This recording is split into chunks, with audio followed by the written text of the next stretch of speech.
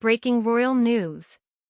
Princess and has reportedly taken decisive action, stripping Meghan Markle of her royal title after Prince Harry's unexpected reunion with King Charles. What led to this dramatic moment? And how did Meghan react behind palace walls?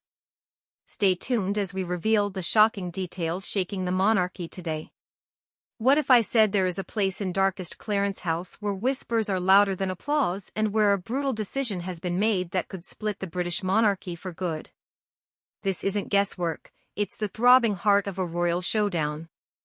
It began the moment Prince Harry landed on British soil after close to 2 years in the self-imposed purgatory of exile.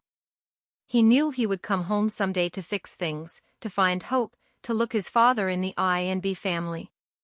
But what he, or any of us, could not have fathomed was the provocating storm raging behind trap doors.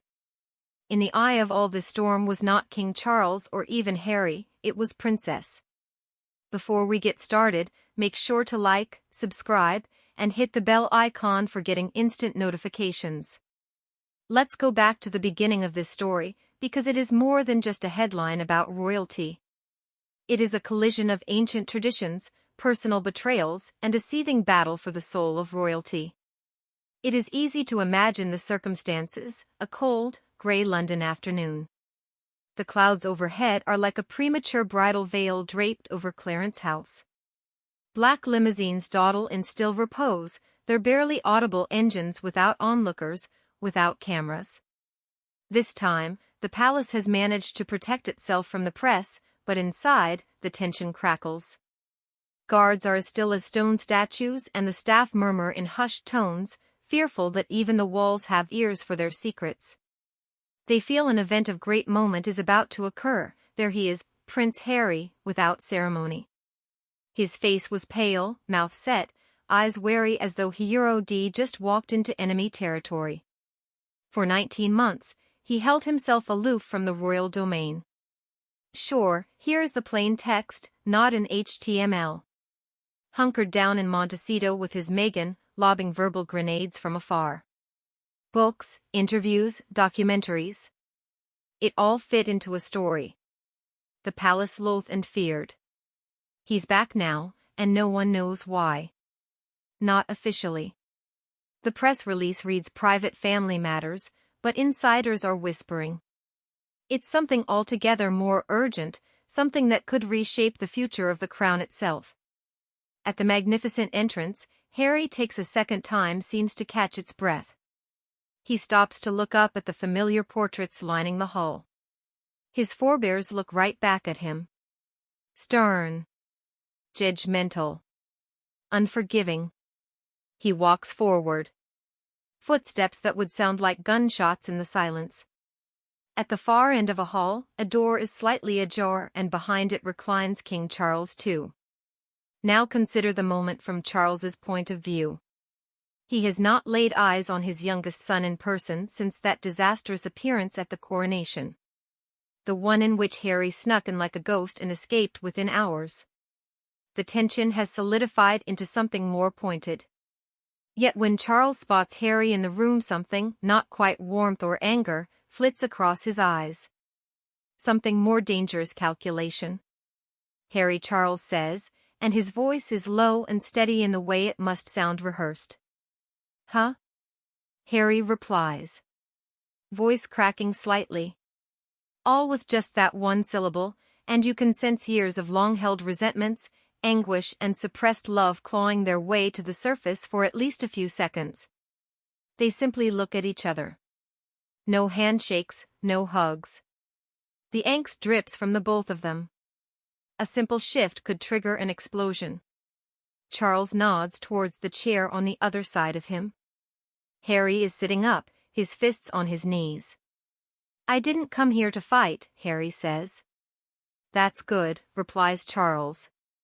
Because we can't lose time fighting.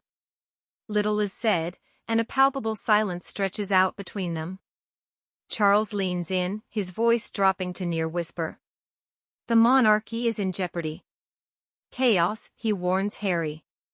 It's barely holding on. If nothing is done, it will collapse. Harry blinks in surprise. He had wanted to make amends, maybe even be forgiven. Instead, he winds up being dragged into strategy and crisis meetings. But Charles continues. Your wife is a complication, he says carefully, each word heavy. You pay a price for complications in this family. And there, the first blow lands with deadly accuracy. Harry flinches but remains quiet. He's aware that if he is already defending Meghan, this will totally close off any hope of communicating with Charles, the friend said, so unfortunately at this time the blame for his father hasn't been victim being Meghan or Harry. Charles speaks about the need to maintain protocols and traditions at the institution. He warns that if Meghan continues on the path she's on that there's liable to be hell to pay. Just as Harry wonders if his father might be thinking of stripping Meghan of her title, the princess walks in. She strides confidently to Charles without appearing to see Harry, playing dutiful family tradition enforcer. Charles says a decision hasn't been made about Meghan's title, but it will be. There, the princess looks at Harry with cool disdain, rebuking for his return without a determination to face reality. The mood changed as she reached into her bag and pulled out a file about Meghan that turned the family visit into an altercation. Exploiting titles for personal gain. Repeated defiance of sovereign directives. Harry's heart races. You have been collecting evidence on her, he says, his voice rising without missing a beat. We've been chronicling the truth. And the crown is not to be disrespected without consequences.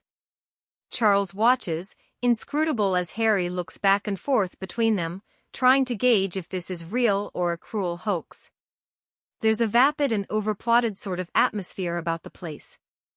They are serious and she taps out the final page with a carefully manicured nail.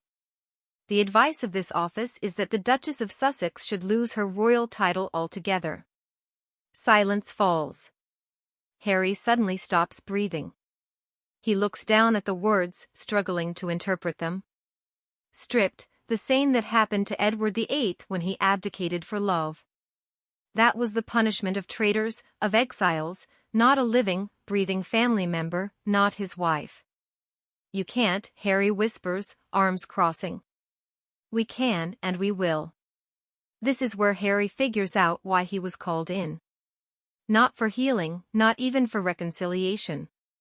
He was brought here to watch Meghan fall, and maybe even to accede to it. Why are you doing this? He questions, his voice trembling. She's your family. No, she says, she was your choice and your choices have consequences. The words remain on the air like a judgment of doom. Harry wants to cry out, to protest, but the cold logic of the monarchy is sterner than love. Now he sees it, maybe for the first time. This is not about them personally, this is preservation. They also believe they are saving the monarchy from her. Finally, Charles speaks. You will have a chance to respond. Remember this. And if you oppose this, then you oppose the crown. It dawns on Harry.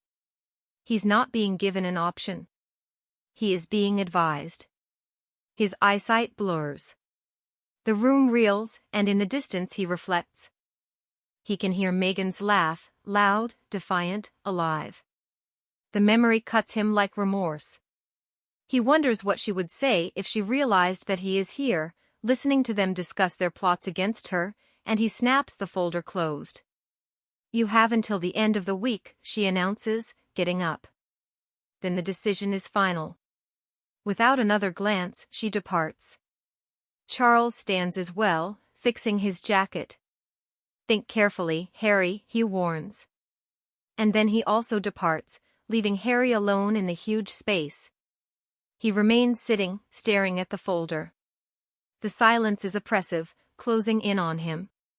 Suffocating. He believes his whole world has changed, and he is the only one who's trying to stop it from being shattered. A few clouds part outside, and a ray of sunshine cracks the cavernous darkness, spotlighting the folder. It's almost taunting. Harry stands up unsteadily and leaves. He is being ignored by all the guards, all the employees. Outside in the grey London air, he feels like a foreigner in his own land for the first time. He takes a deep breath, but it doesn't settle him, because he knows that in his heart this is just the start. When Meghan discovers truth, the world will be shocked by her next move. What if the family you once adored engineered against your paramour, behind extravagant walls? The chilling weight of the dossier in Harry's hands wouldn't leave him. Long after having moved from Clarence House, its echoing closure remained imprinted in his memory the way a door slammed without a frame. That one word echoed in his mind like a warning signal. Walking in the London streets, with his head bent down and coat collar upturned, he tried to merge himself into the dismal drizzle. After traveling thousands of miles for a reconciliation, he was welcomed with an either slash or proposition upon arrival: protect the monarchy or Meghan. Can there be a more agonizing choice of alternatives? The city, busy and full of gritty busyness, wrapped him up in its familiar fidgeting rhythm minus black cabs throwing puddles, a siren far off on the Whale, office people scurrying under umbrellas. They all treated him as though he were never a prince. And just maybe, the biggest cosmic joke of all was not lost on me. Harry had never felt so invisible before. He'd been a spectre walking through the world he once knew. However, inside the palace he was at the center of all things. He was now sitting in the back of a waiting car, replaying the conversation in a loop. Charles's voice was calm but cold. It was an apathy like that of carved stone.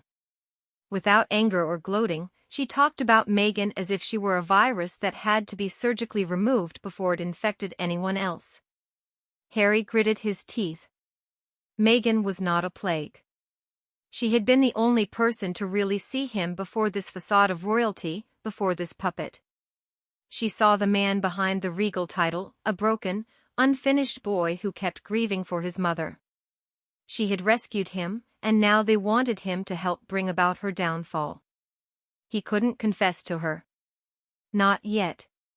The thought of seeing the look on Meghan's face, those brilliant resolute eyes filled with agony, better to put all this behind him.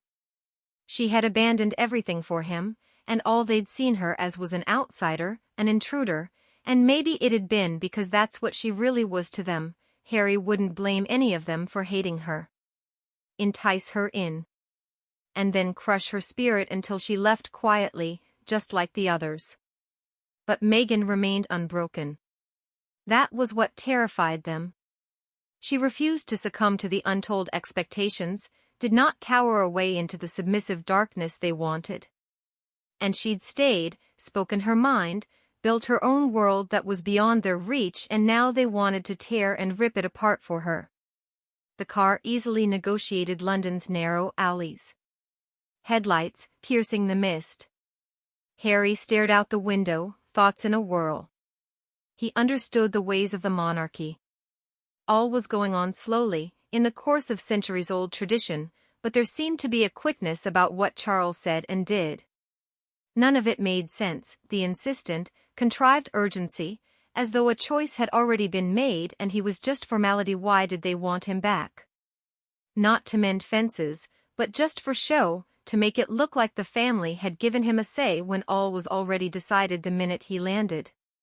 Harry's phone buzzed. He jumped, half expecting it to be Meghan, but a short text came through from an unfamiliar number. Clarence House needs your answer by Thursday. No signature, no identifier. Just cold, precise instructions. Harry let out a sharp exhale. They were not even pretending that they meant well. He tilted his head back and closed his eyes, entertaining for a moment an impossible flight out of there, making a beeline to Heathrow, grabbing the next plane to California, through the gates of Montecito, and then running away from all this. But he knew it wouldn't end there. Even if they chucked her out quietly, the media would be on to it. The headlines would bellow Meghan, the way they do when you know they were waiting for every misstep that came next: betrayal, failure, disgrace. It would destroy her, maybe not publicly. She would pose for the cameras, hold her head high, but Harry knew what it had cost her. He had seen her weep in the dark, and nobody else had ever been privy to that. He could not permit them to do that to her again. But what to do against an enemy in crowns? Harry's eyes opened, and he looked at a distorted view of himself in the rain-streaked glass. He barely recognized the face looking back at him.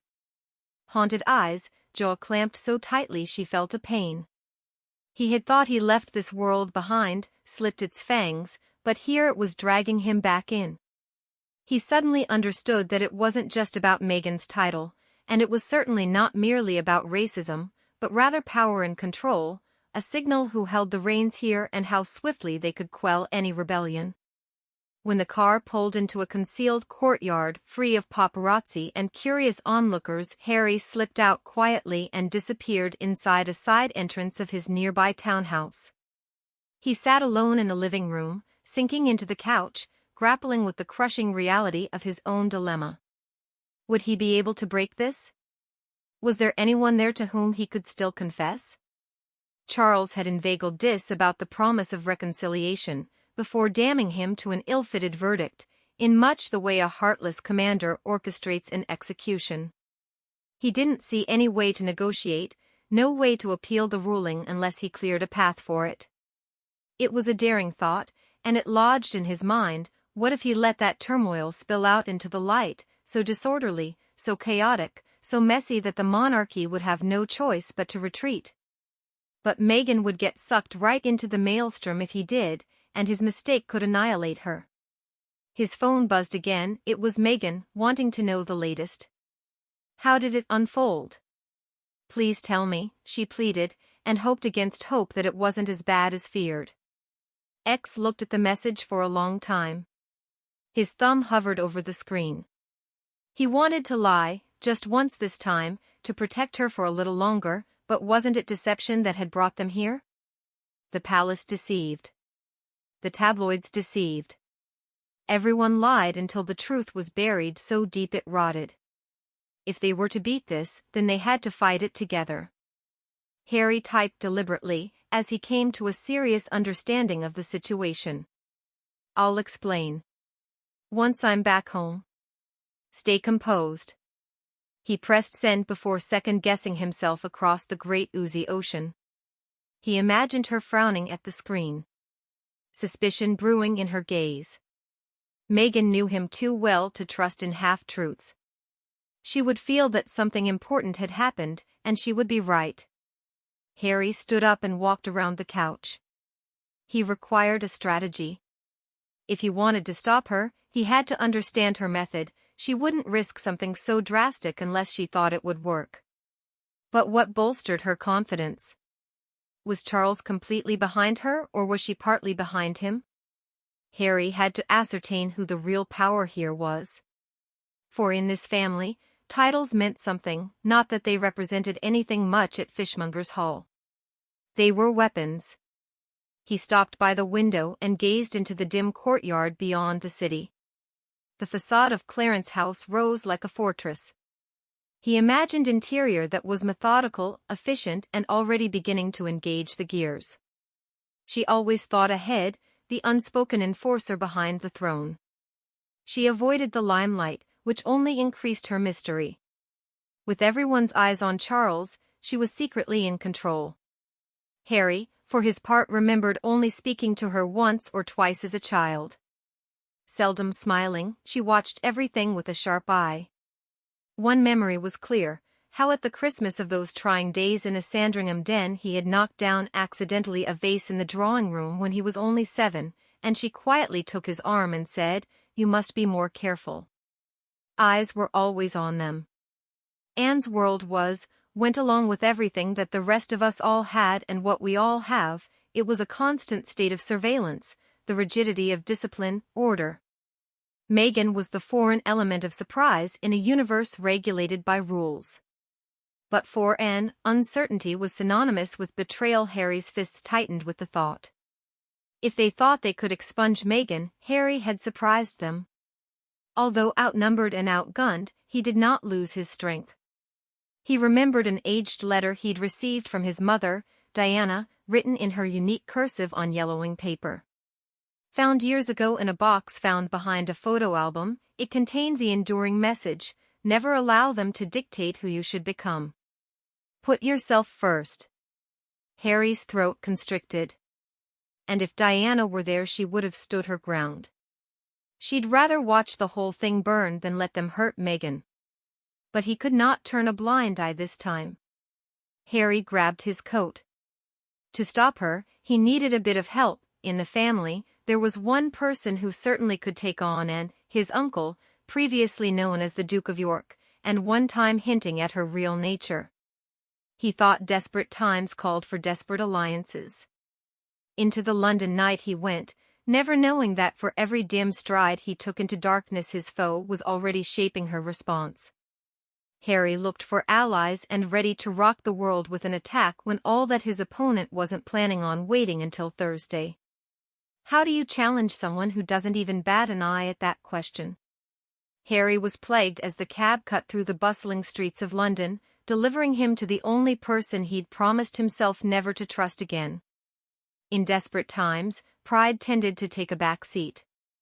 His every instinct told him that this was recklessness, the Duke of York a toxic rump clinging to waning power. It wouldn't matter, Harry didn't have much time before his opponent struck back anyway. If he did not act now, Meghan would lose her title forever. For when the monarchy grabbed something, it never let go. The cab pulled up outside a discreet Georgian townhouse in a quiet Mayfair lane. There was no crest, there were no guards, only darkness and silence, perfect for someone like him who flourished in the shadows. Harry reluctantly paid, and put his hood down to hide his face as he headed out the door. His hand faltered near the knocker, his heart beating wildly. Was he really willing to ally with the uncle his family had so recently repudiated? He knocked twice, hesitated, and then the door squeaked open. A dry, wheezy voice greeted Harry as he entered. "Curious. I'd been wondering when this was going to happen," the Duke of York, shot through a doorway, said. He looked like a smaller, more worn version of himself, but not like a defeated man, his eyes sharp and still unsettling. The sparkle in his eyes was that of a survivor of palace revolutions. He didn't say anything, just stood aside and let Harry into the room, which smelt of dust and expensive scotch. The thick drapes dulled the city's glow without any personal touches or warmth, a gilded cage for a fallen prince. Setting out 2 glasses without saying a word, the Duke made a sign for Harry to take a chair. "I presume this has to do with your father," the Duke said, sitting back in his chair, and Harry tensed as he heard the words. "They're being really Casey on a strips," Harry said. "They want to strip Meghan of her title." The Duke's eyebrow twitched ever so slightly. "Are they now?" he inquired. "They've created a file," Harry went on, "and Charles in particular," he added, "is leading it." The Duke gave a mirthless laugh. Gently turning his drink, he inquired, "And you think you can handle at this?" Harry sat up straight and sharpened his voice, "Because I know why you're doing this. It's not duty, it's fear. They are afraid of her. Meghan is everything they cannot control. If they destroy her, they intend to demonstrate the power of the monarchy over love and truth itself, and even me." After a long look at Harry, and as he had been throughout the interview, however, no more than a slight crease wrinkled his lips, "Yes," smiled. "You do sound like your mother," he said, the words dripping with venom as if he was spitting a blade of honey at Harry. "Will you help me?" said Harry thickly, swallowing hard. The Duke took a moment to reply, placing his glass on the table, leaning forward and deliberately stating quietly, "She will not fail. She will prevail. Because she is unyielding. She will work the court, murmur in council ears, sow doubt until doubt takes root and everything blooms. You cannot oppose her with emotion, you have to fight her with scandal." Perplexed, Harry blinked. "Scandal?" The Duke nodded. "Find her Achilles. Everyone has one, even her. Drag her into the light, tarnish her image until she's seen as too toxic to lead this fight." Harry flinched. "I won't do anything to smear her name," he said emphatically.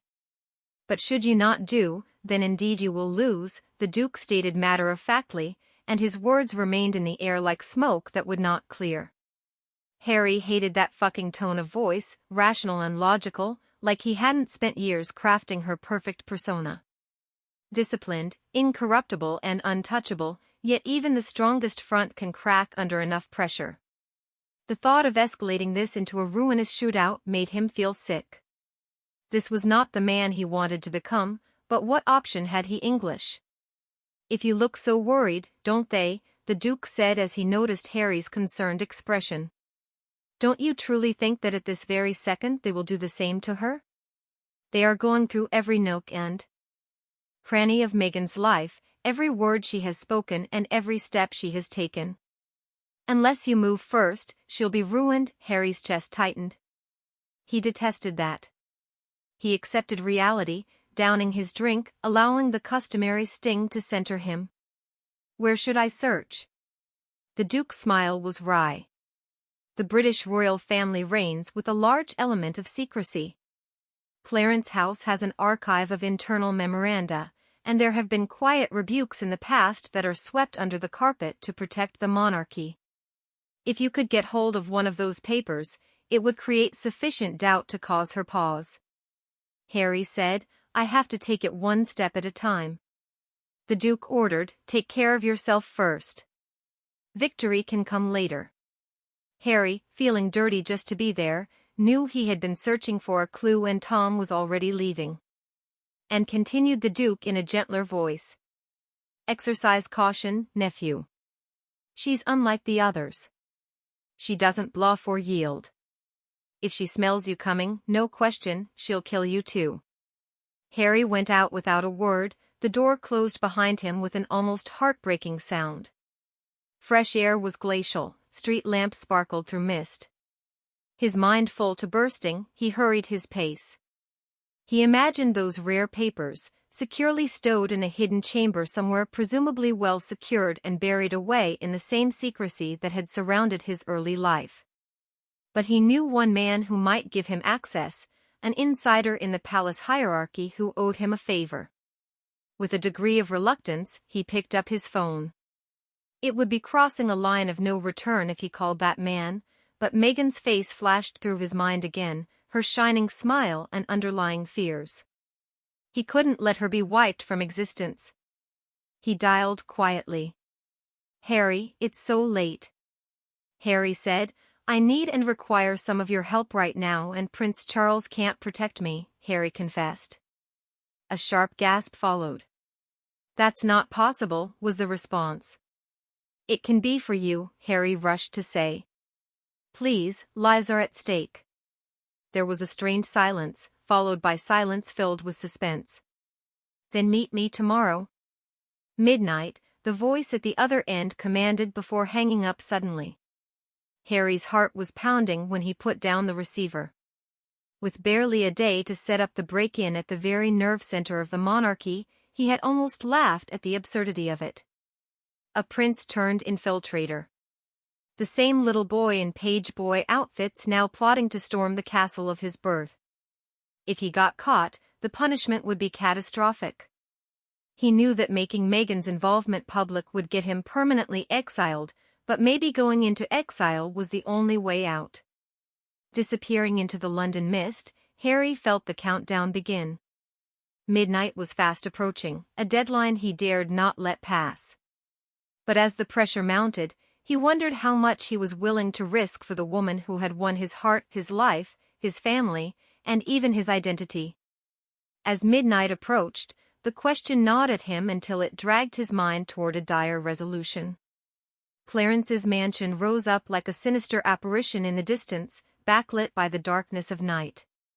Dim lights shone from behind its windows, almost as though they were watching him approach as sentinel guards. Approaching the walls he had known so well as a child who would dodge down secret alleys in games of hide-and-seek with William, Harry could have never imagined that one day he would come back under the blanket of darkness in this way, like an intruder. Clarence House was not a residence, it was adversarial territory. Harry was now shielded by an ancient large oak tree, barely breathing for hearts pounding. Every instinct in him protested. This was sheer madness. If they were caught, it would be a gift to the press.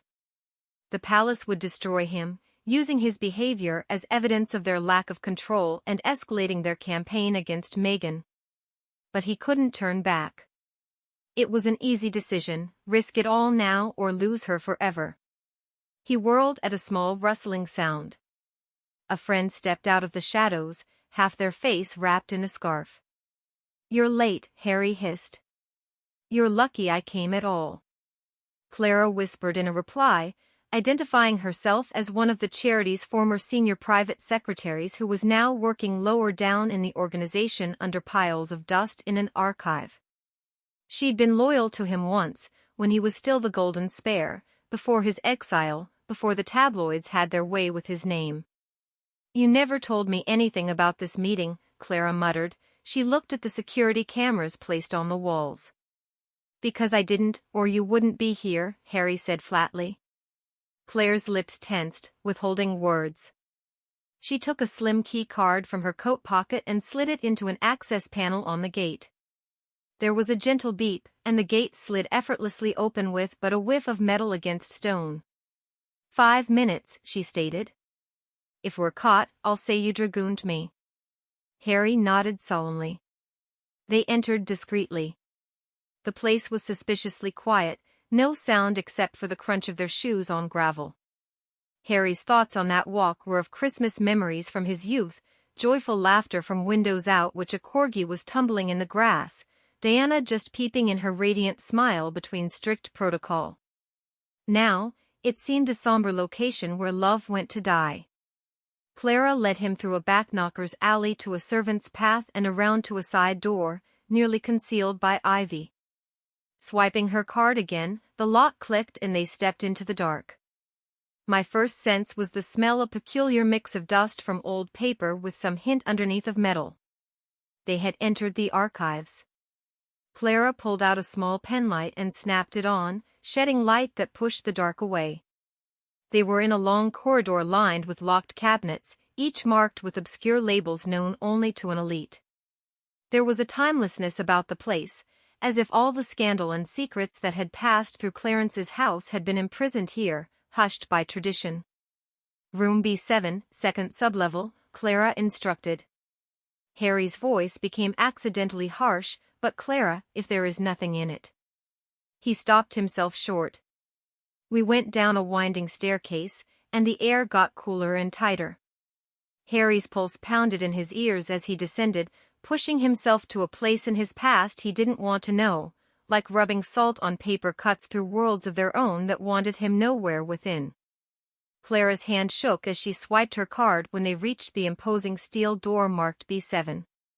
The lock opened with a heavy click, and though there was not a sound at first, even before he stepped over the threshold, the stillness struck upon his ears. Endless shelving stretched into the darkness, packed with leather-bound records and metal boxes covered with handwritten claims to a royal past. Clara moved efficiently down aisle upon aisle, reading tags with practiced quickness. Finally, she stopped at a cabinet marked a NPR-IIV disc. Pulling it aside, she exposed a thin red folder labeled "Confidential," and Harry sucked in his breath quickly. Clara hesitated and then handed it to him. Exposure of the long-dead missive to this pathetic penlight faint caused his heart to leap. Typed reports inside laid out records of decades-old disciplinary inquiries. One document described an episode from the late 1980s when she allegedly used her personal connections to persuade officials to grant a favored candidate a fortuitous military posting. Her pristine public persona also hid a hidden scolding for reposting staff, reports another. Though nothing criminal or catastrophic, these revelations could have tarnished her exalted image. "If this got out, it could be fatal," Harry murmured. Clara gasped in shock as Harry added, "By way of this, she's trying to destroy my wife." Proudly Harry proclaimed, "I will no longer submit to their regulations," yet guilt gnawed at him. She wasn't just a royal person, she was the fortress, the impregnable. Betraying her with her misery would have been to set fire to the heart of Clarence's house. Harry snapped the folder shut, forcing back his shaking fingers. I need downs of these documents, all in secret, he declared boldly. The risks that would be taken in such a move were not lost on Clara, and she swallowed hard. They will find this leak, they'll trace me, she wrung her hands. Harry was not going to accept defeat, that won't happen. His determination was unwavering. Sitting in the front room, staff members Lee and Akashi scanned the faded documents with the aging copy machine that was sitting tucked into one corner of the room. Every page sprouted like a weapon, then sprayed out. Clara, when done, silently replaced the originals in their resting place with accuracy.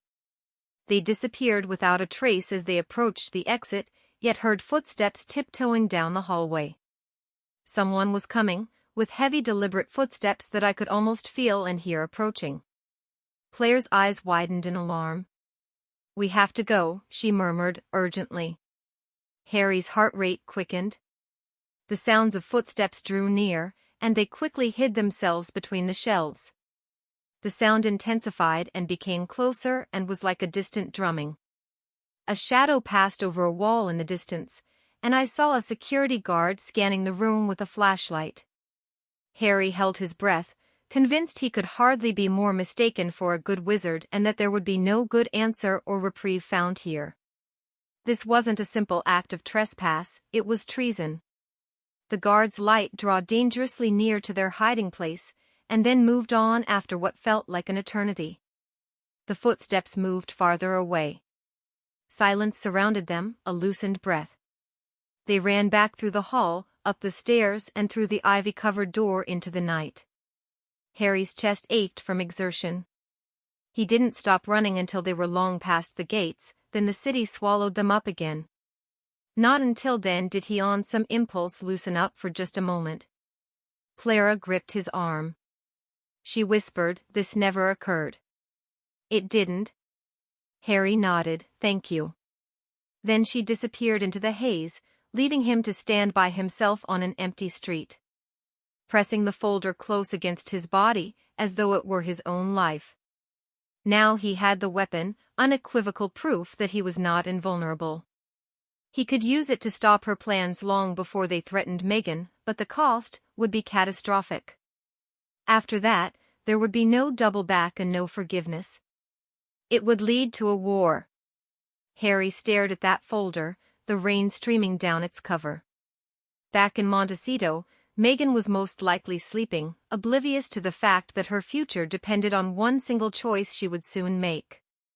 Harry exhaled shakily. He had purloined a secret from the monarchy itself, and if she found him out, she would not simply remove Meghan's title, she would erase them both. If you have the secret that would bring a kingdom crashing down, it's as if the knowledge were a bomb in your hands. Harry scarcely slept. Whenever he closed his eyes, he saw Clarence's house on fire, pictures burning in the walls, stately halls collapsing about him. He had stolen from the king. Worse, he had betrayed a man, the most stubborn, kick-you-when-you're-down savage of them all in the family. If she had any inkling of his wrongdoing, she would not only descend on Meghan but also attack him too. This time, there would be no going back. By dawn, he was pacing the floor of temporary town home, a trapped animal. The file squirmed on the table like a poisonous snake, each page in it a trigger. He only needed to act. You can release one of those documents to the press, so that buried reprimands are uncovered and your immaculate reputation is smeared. It would force the royal palace to stop attacking Meghan for their own sake, if nothing else. The monarchy feared scandal a great deal more than it did revolution, though if he went ahead he would be everything. They had criticized him from day one as impulsive, vengeful, disloyal. And in the pit of that fear, taunting him, it asked if this was really for rescuing Meghan or merely to prove he could make them suffer as they had tried to with him.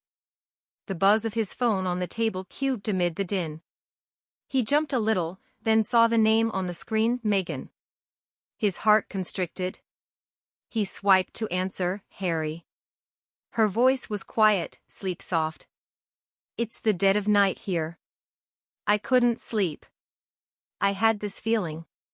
Harry shut his eyes. "What kind of feeling?" like something's happening. Things are very whispery in case something's gone wrong, she said. He collapsed on the couch, raising a hand to his eyes. You're not mistaken. A pause. What did they tell you? For a heartbeat it was close, and he wanted to tell her everything, how they had decided she was dangerous, how Charles kept his peace. That the family had orchestrated her public humiliation under the pretense of protocol. How could he? He wondered how he could load her with that weight. Even after years of fighting to get her peace back and build something beautiful out of the mess they've left behind for her, they want to drag her into that pit again. The betrayal would be deeply felt. Nothing, that's the best, at length he said, but I'll pull through, Harry, she replied faintly, don't be a bad boy. He could have laughed, so bitterly ironic was the situation. Me, reckless? Yes, she said, just because you love too much. And she felt her words sink in like a sharp blade and an explosion at the same time. He swallowed hard. Please get some rest, Meg. I love you, she whispered. I love you too. He hung up the phone, checked the folder. Meghan still believed that he would find a way to protect her without throwing himself into the line of fire. He longed to think the same, but circumstances weren't allowing room for hope. She was building up speed, and Harry felt it, like electric charge in the atmosphere. His phone vibrated with a secure notification from an anonymous tipster, vaporously still secreted within the system. The message itself was brief, meeting of the Royal Council tonight urgent. The blood froze in Harry's veins and he could not wait for Thursday. She moved that night. He stood up suddenly. And the resolution so firm in his soul. If he was going to stop her, it had to be now. Gradual means would not do for him, and indirect methods were out of his power. He had to walk into that lion's den and demand they listen. This meant staring into Charles, the man who returned him home under false pretenses of reconciliation with Anne's as he royally shafted him in the back with her dagger. Charles had stood idly by while his sister ripped rage out from Meghan, centimeter by centimeter, but Charles remained in charge. If he could discombobulate Harry, if he could make him see the damage that would be done by this, to Meghan yes, but to the monarchy too, maybe there was a chance yet to forestall the division of the council and head off the blow that seemed sure to fall. If Charles refused, Harry would use the documents publicly, create a stir and not care about the consequences. He insured the copies in a modest envelope and thrust them into his coat pocket, but did not look back. The drive to Buckingham was silent, the city smothered in a bleak twilight grey. The palace crouched before us as if it were an impregnable rigged castle with its single standard hanging wearily in the cold air. Harry flashed his ID at the outer checkpoint. The guards hesitated and then waved him through. Even in exile, the royal name would open doors along the corridors, the scent of polished wood and centuries of authority. Harry's footsteps echoed across the marble floor as he climbed the grand staircase to his father's private office.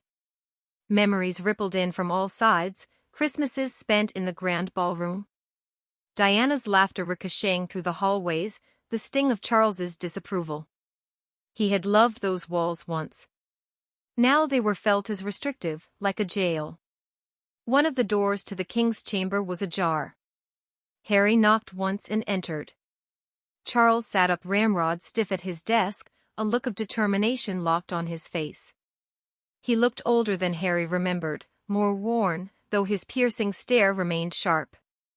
Charles remained seated. "I gather this is not a social call," Charles said, his tone resolute.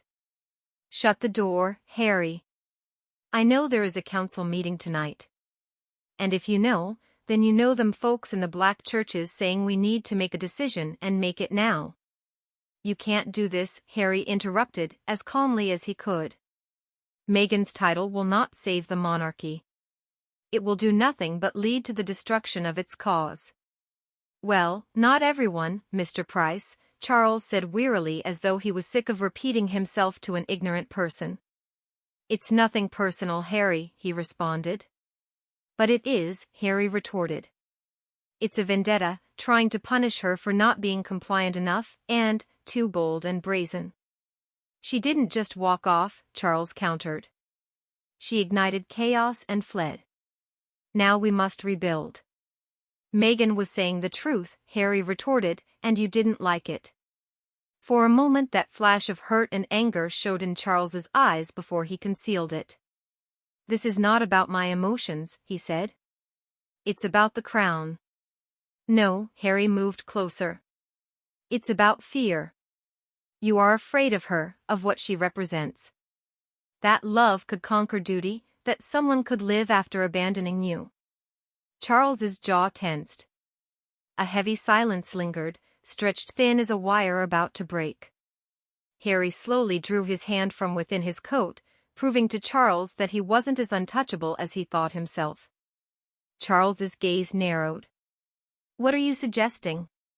Harry deposited the envelope on the desk and bade Charles read it. He took the newspaper which Charles opened with hesitation and ran his eyes over it. And he became pale when he looked up abruptly and asked where did you get this from? Leaving aside excuses, Harry said, if this comes out it's not just her in trouble. It would be everything she stands for that may have been destroyed. His hands shaking, Charles closed the envelope and warned Harry, you won't have a family if you reveal this. You've already lit the fire, Mr. Harry. I'm just trying to protect Meghan from all the collateral damage, that's all. Face to face, Charles looked even more diminished in Harry's eyes, taller but somehow smaller than ever. I am charged, Charles murmured thickly, with wanting your blood for blackmail. You would ruin my wife. It's choices, isn't it? Harry responded. The electricity of the tension crackled between them as they carried the weight of history in this key moment. Kings and wars and betrayals all appeared to conspire against one another, father and son at an impasse, eyes shut in reflection. His eyes went cold again when they met his. Go, he said quietly, before I change my mind. You are my son, Harry. But Harry remained still. Ring out the council, Charles turned away and said, it is too late. Harry's chest constricted. That you leave me no choice. He grabbed the envelope out of my hand again and stomped toward the door. Definitions there was no movement, not even a breath, no word came from Charles as the heavy door, slamming behind him, left him alone. Harry's heart was sounding like liver and war drums. The last bridge had burned. Tonight in the council meeting he wouldn't be attempting to win them over, he would be trying to take them out.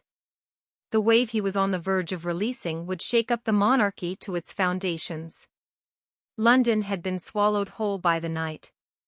It was silent in the streets when Harry arrived at the unobtrusive safe house where he had completed his final phase of preparation, but not in his head.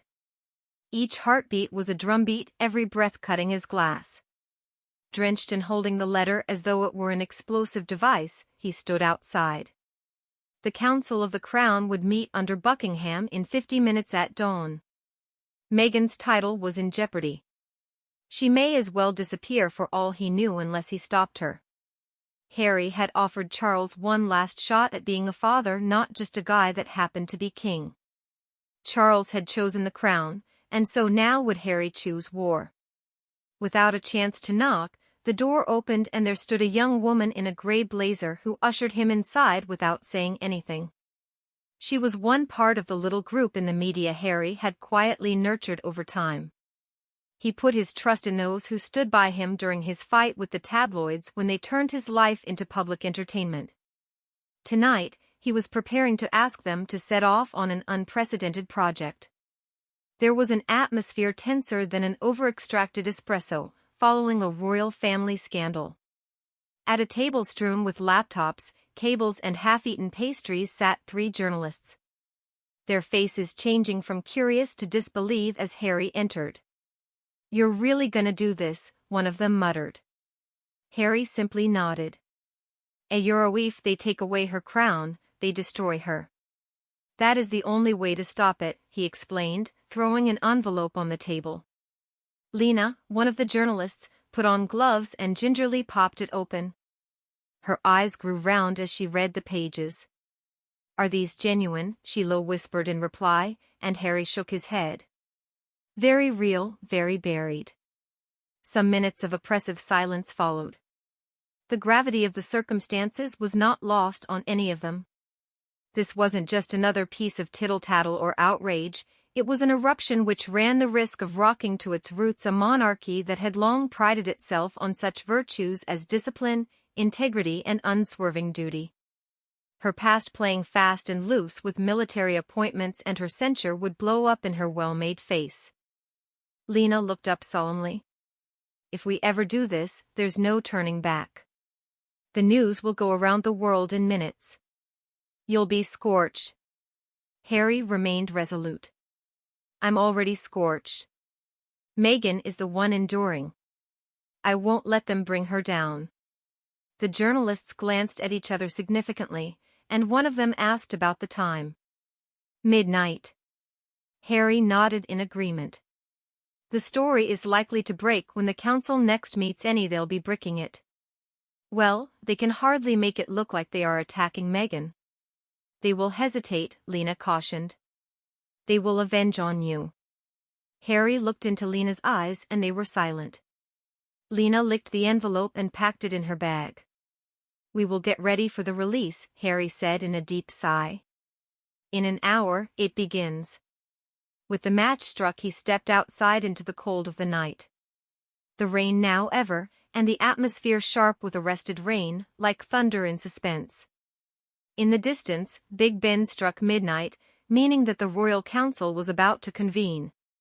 With less than an hour to take the throngs down, Harry made his way on foot towards Buckingham Palace, slipping invisibly within the nocturnal rhythms of the city. Every step became a great effort, oppressed as he were with the weight of ages. He recalled memories of Meghan's laughter with him in their Montecito garden as he took advantage of his daughter's spirit to carry on. Not nearly, thought Harry as he saw the floodlit and deserted palace, his flags fluttering in the night air and passed through gates securely shut. The winds of change were blowing within those walls now, rewriting history. Harry stopped at the edge of the yard and gazed upon rain-shone cobblestones. A glossy black limo rolled through the gates. Harry caught a glimpse of the princess through tinted windows, for all the world as rigid and expressionless as Hunstein's marble. Unperturbed by her environment, she continued to remain as still as a statue on punishment duty while the motor car turned slowly and drove away out of sight in the courtyard. His phone vibrated abruptly. A text message from Selena lit up the screen, 17 minutes till ready. Harry's heart began to flutter with each count. The world would be let in on that hidden reality, in only 17 minutes. Clearly, he could see the heavy oak doors of the council chamber, and stern portraits of forebears looking down upon a ring of serious faces awaiting Anne's decision. Almost hearing her cool, detached voice as she enumerated Meghan's supposed sins with the precision of a surgeon's scalpel. Harry could detect beneath the air of obligation and impending doom, that gossamer layer of pretense hiding vengeance caitrum.au one a-takening. The council would nod gravely, pretending that they had a dispassionate decision to make regarding Meghan's future, before the inevitable media onslaught came. Ducking the palace's shadows, his heart racing, Harry circuited the perimeter he knew so well, every stone and gate imprinted in his mind. It was his knowledge of where the security blind spots were and how vulnerable the cameras could be, he said, that led him to skulk without being seen, in a second-floor passageway behind the palace wall. He felt waves of nostalgia as he neared the service entrance, a place where he used to flee his restless childhood explorations. Now, it was his window into a life-defining moment, the council's judgment of his wife. He swiped his ID card and the door opened with a soft click. Harry slithered onto the floor in a patch of candle wax and polish, listening carefully. He heard a faint shuffling and then more silence. Sniffing hard, he caught a waft of sour old age. Quick and silent, he made his way across the frozen marble floors, approaching the low murmur coming from the council chamber ahead. He felt Anne's condemnation irreparable damage to the dignity of the crown press upon him, her voice flat and crisp and leavened with a lethal despair as she leaned into his wall. Now her position stands as a policy club against the institution, and there are murmurs of agreement. Harry's fists are balled up, he's positioned in front of the man who, unforgivably, chose to turn against his own family. Doubts were being raised about his capacity to judge. There was a pause before Charles's calm yet firm voice instructed us to continue. Harry's phone buzzed in his pocket. He pulled it out in a rush. Lena. Just 10 minutes away. His breath hitched, and his voice turned sharp as a knife. I propose the Duchess of Sussex should be medically forced to take down her title and privileges. Immediately effective. Time seemed to stand still. Harry's heart was beating like his uncle's when he'd had a fear. This was the time of her erasure. Even though he thought he was ready for it, the words still hit him in the gut. Here, another voice said.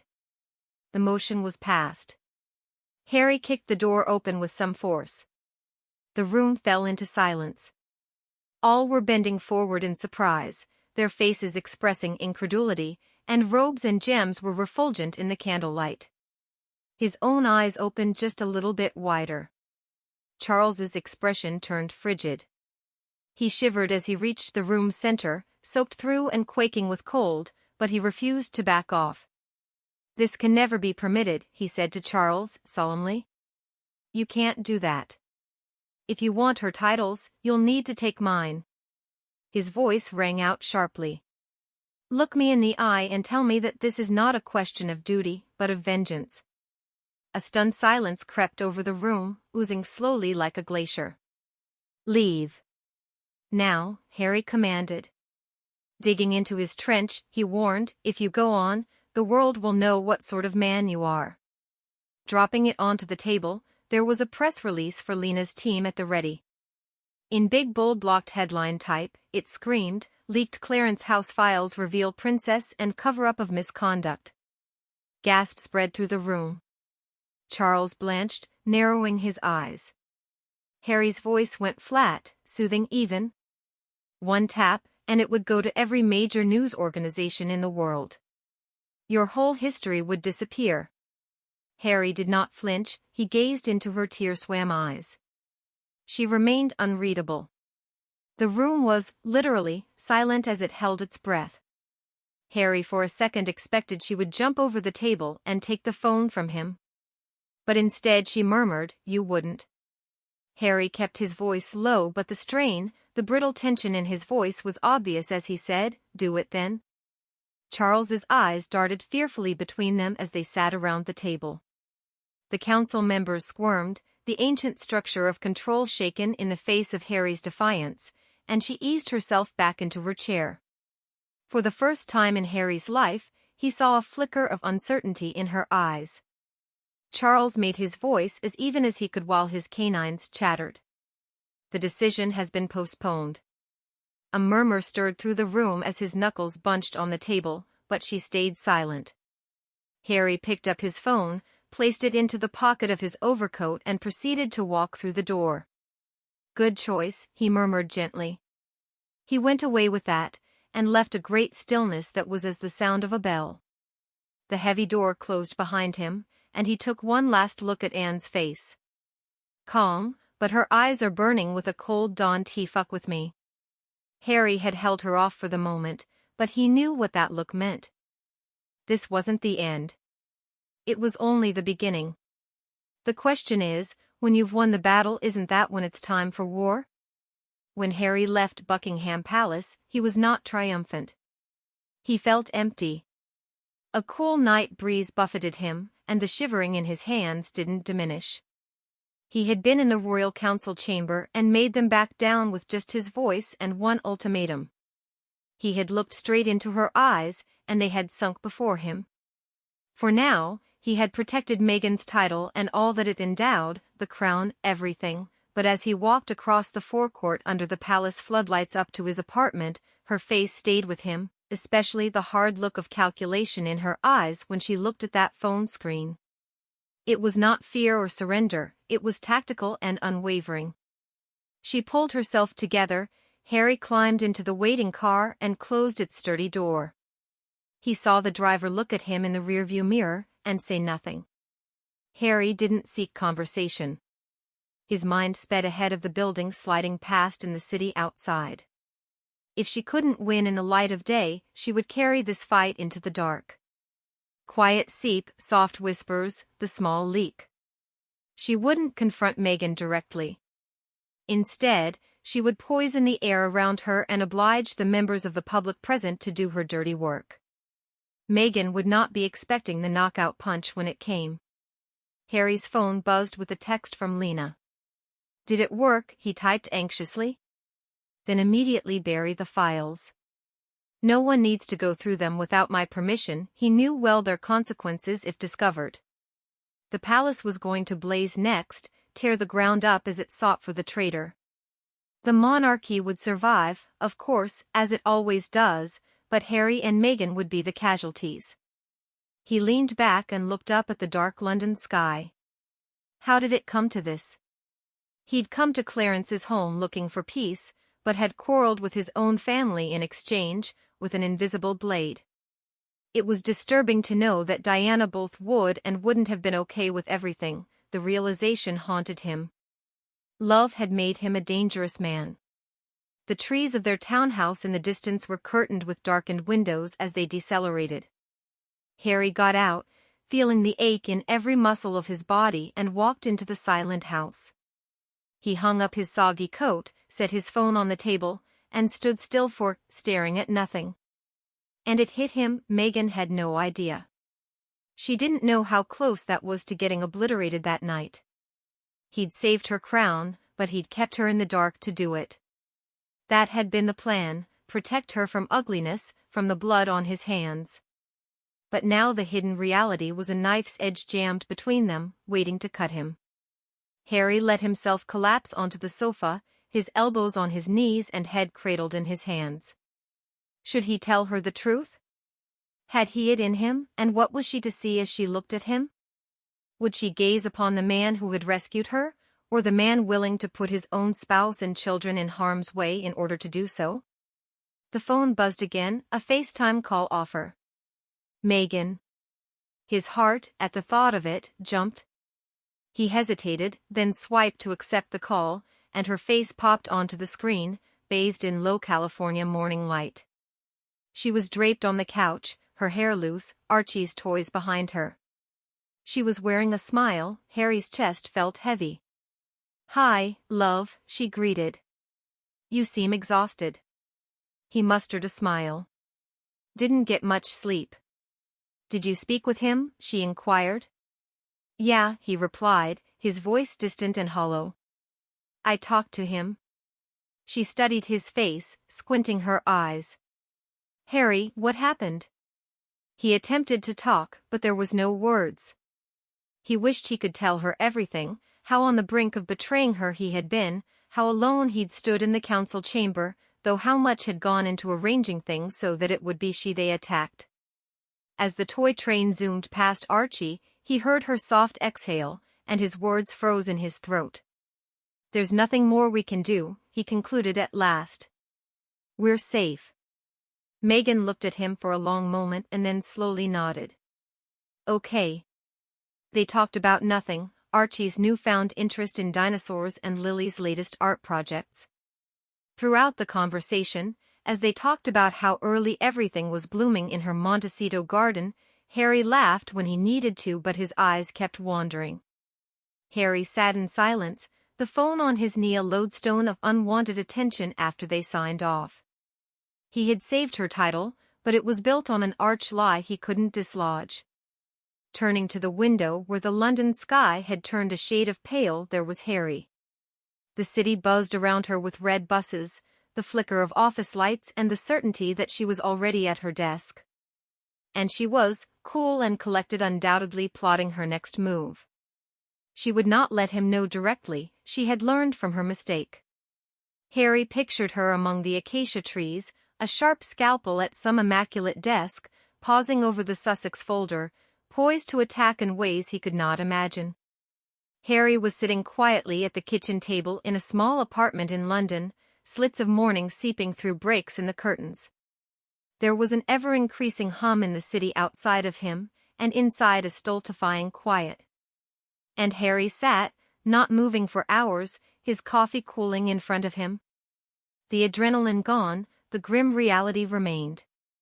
She was changing tactics, gliding quietly and murderously.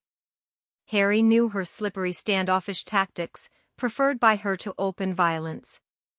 Now, she was burrowing deep into the operations within the palace, throwing seeds of paranoia and spreading insidious rumors meant to soil Meghan's name. The scariest of all has been how ready the public is to believe any negative tale spun about Meghan. One well-placed lie and the media firestorm will erupt with assaults on Meghan's sense of character. Harry's phone buzzed with an alert from a popular tabloid suggesting a possible Sussex title change.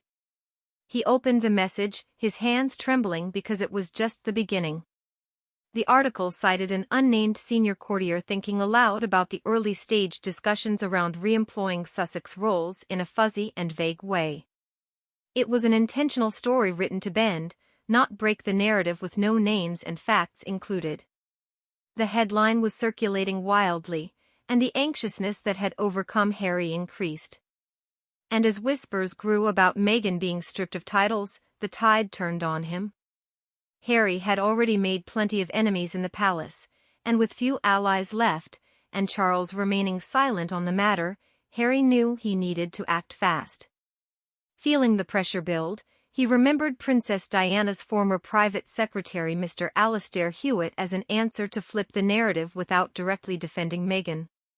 He skipped the palace after Diana died and they buried her truth, but he never sold his story. Even though the press had been chasing him for decades and he refused to talk, his words were too valuable. If he were to speak now, even tentatively, it would rock the foundation of the palace.